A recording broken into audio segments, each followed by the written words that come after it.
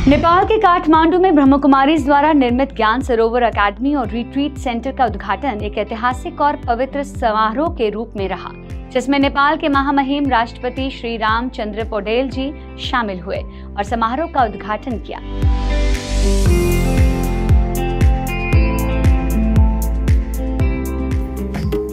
स्वागतम स्वागतम स्वागतम स्वागतम। समारोह में महामहिम राष्ट्रपति पौडेल ने संस्था की 60 वर्षों की सेवाओं को सराहा और कहा कि ज्ञान सरोवर अकेडमी का उद्देश्य समाज में सद्गुण और संस्कार को बढ़ावा देना है, जो नेपाल के नागरिकों में शांति और समृद्धि लाएगा। उन्होंने कहा कि आध्यात्मिक चिंतन और विश्व बंधुत्व की भावना समाज की प्रगति में महत्वपूर्ण भूमिका निभाती है। उप प्रधानमंत्री और शहरी विकास मंत्री प्रकाश मान सिंह ने ब्रह्मकुमारीज के कार्यों की सराहना करते हुए कहा कि उनका परिवार संस्था की निस्वार्थ सेवा से प्रेरित है। नेपाल की प्रभारी पीके राज दीदी की अध्यक्षता में आयोजित इस समारोह में संस्था के मुख्यालय से कार्यकारी सचिव बीके मृत्युंजय भाई पहुंचे और उन्होंने कहा कि समाज की समस्याओं का समाधान केवल ईश्वर और प्रकृति से जुड़ने में है।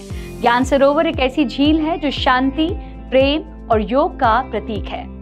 ये अकेडमी फॉर नॉलेज, ये ज्ञान सरोवर का नाम इन्होंने रखा है क्योंकि माउंट आबू में भी ज्ञान सरोवर है। ये केवल ज्ञान सरोवर नहीं, ये प्रेम सरोवर है। प्रेम सरोवर ही नहीं, पवित्र सरोवर है। पवित्र सरोवर मात्र नहीं है, योग का सरोवर है। आगे आने वाले दिनों में इस क्षेत्र बहुत बड़े विश्वव्यापक तरीके से होगा और इधर आने वाले एक एक व्यक्ति लाइट एंड माइट बनेगा। समारोह के दौरान राष्ट्रपति ने रिबन काटकर और शिलालेख का अनावरण किया और 4 धाम का उद्घाटन किया। कार्यक्रम में राष्ट्रीय कलाकारों ने सांस्कृतिक प्रस्तुतियां दी और इस अवसर पर नेपाल सरकार के वरिष्ठ अधिकारी, समाजसेवी और गणमान्य अतिथि उपस्थित थे। अंत में राज दीदी ने सभी अतिथियों का दिल से आभार व्यक्त किया। हम सब किसके बच्चे हैं? भगवान पशुपतिनाथ के बच्चे हैं। बच्चे तो हैं, लेकिन वो मेरा माता पिता, साथी, संगी, टीचर, बुआ मेरा है। तो ये रियल, ये सुनने के बाद संस्था में हमारी समझ में आया, जो मानने के लिए हम मजबूर हो गए कि ये रियल है।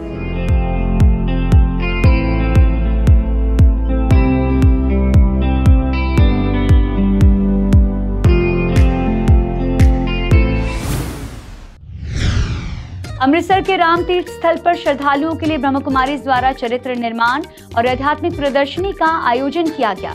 इस दौरान श्रद्धालुओं को ईश्वरीय ज्ञान दिया गया और समझाया गया कि कैसे वे इस ज्ञान के माध्यम से मानवीय जीवन मूल्यों को धारण करके अपने जीवन को श्रेष्ठ बना सकते हैं। राम तीर्थ स्थल रामायण के अनुसार बहुत ही महत्वपूर्ण है, क्योंकि यहाँ पर माता सीता का वनवास के दौरान यह स्थान पड़ाव बना था। यही वे स्थल है जहाँ महर्षि वाल्मीकि जी ने माता सीता जी को अपने आश्रम में आश्रय दिया था। ऐतिहासिक रूप से ये वे स्थान है जहाँ भगवान राम के पुत्र लव और कुश का जन्म हुआ था और वहीं उनकी शिक्षा दीक्षा भी हुई। लोग मानते हैं कि लव कुश के मंदिर में स्थित छोटा सा ईंटों का घर बनाने से उनके खुद के पक्के घर का सपना पूरा होता है। इसी विश्वास के चलते हजारों श्रद्धालु इस मेले में आकर आशीर्वाद प्राप्त करते हैं।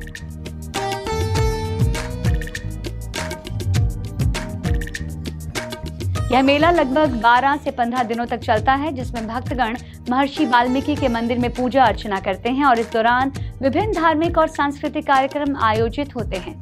ऐसे में ब्रह्मकुमारीज द्वारा लगाई गई राजयोग चित्र प्रदर्शनी ये दर्शाती है कि आध्यात्मिक ज्ञान से लोग अपने घर परिवार को सुख शांति से संपन्न बना सकते हैं और समाज व देश की उन्नति में योगदान दे सकते हैं।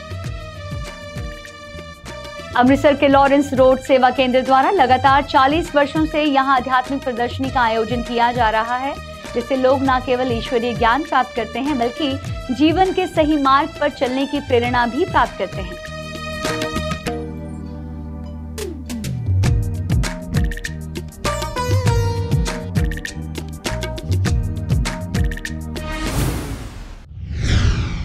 मध्य प्रदेश में छतरपुर के श्री स्वर्ण श्रृंगार हनुमान टोरिया मंदिर में कार्तिक माह के अवसर पर भव्य महारास महोत्सव का आयोजन किया गया।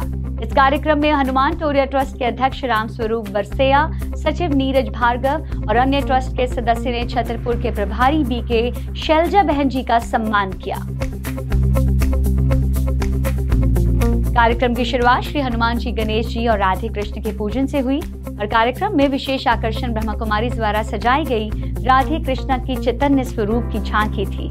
इसके अलावा कृष्ण की विभिन्न लीलाओं, जन्मोत्सव, माखन चुराना, गोवर्धन पर्वत, कंस दहन आदि का सजीव चित्रण मंच पर प्रस्तुत किया गया, जिसे दर्शकों ने भरपूर सराहा।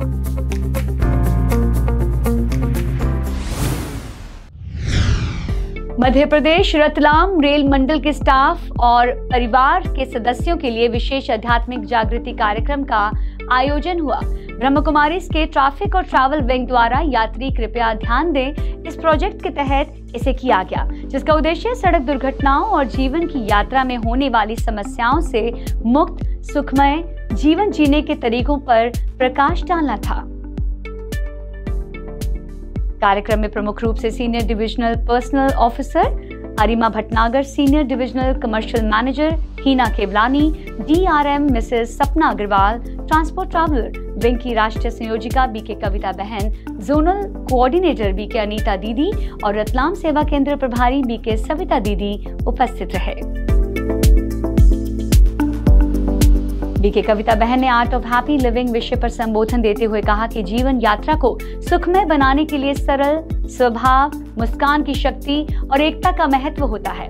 उन्होंने कहा, जैसे ट्रैफिक की लाल बत्ती हमें रुकने का संकेत देती है, वैसे ही जीवन में भी कुछ समय हमें थोड़ा रुककर अपने मन को परमात्मा में लगाकर ऊर्जा प्राप्त करनी चाहिए।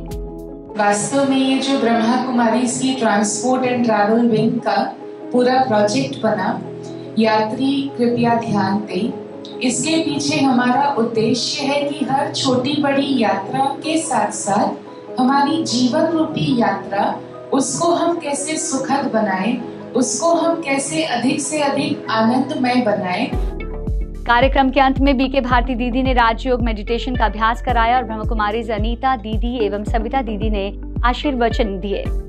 आई थिंक डीप डाउन हमें बहुत सारी चीजें हम रियलाइज भी करते हैं सबकॉन्शियसली कि हम क्या गलत कर रहे हैं, क्या सही कर रहे हैं, बट कैसे उसको अपनी लाइफ में बहुत सिंपल तरीके से इम्प्लीमेंट कर सके, ये जानना भी बहुत जरूरी है। And thanks for this wonderful session, हमें बहुत अच्छा लगा सुन के। एंड आई होप हमने से सबका कोई ना कोई छोटा बड़ा एक टेक अवे रहेगा, जिसको हम यहाँ से ले जाएंगे, अपने परिवार को बताएंगे और कोशिश करेंगे कि हम भी उसको अपनी लाइफ में इम्बाइब कर सके, उसको इम्प्लीमेंट कर सके।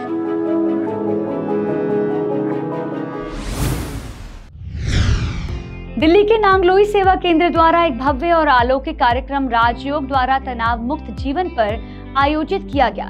इस कार्यक्रम में पूर्व काउंसलर नरेंद्र बिंदल जी, बवाना बीजेपी अध्यक्ष ऋतुराज गहलोत समेत 350 लोग उपस्थित रहे। कार्यक्रम की शुरुआत कैंडल लाइटिंग से हुई। उसके मुख्य वक्ता मधुबन की वरिष्ठ राजयोग शिक्षिका बीके उषा दीदी ने अपने संबोधन में कहा, अगर हम कुछ समय निकालकर अपने आंतरिक मन की स्थिरता को महत्व देंगे तो बाहर की दुनिया भी स्वयं व्यवस्थित हो जाएगी। राजयोग ध्यान न केवल शांति प्रदान करता है, बल्कि जीवन की कठिनाइयों का सामना करने की शक्ति भी देता है। कार्यक्रम के अंत में सेवा केंद्र प्रभारी आदेश दीदी ने उषा दीदी का आभार व्यक्त करते हुए सभी का धन्यवाद किया।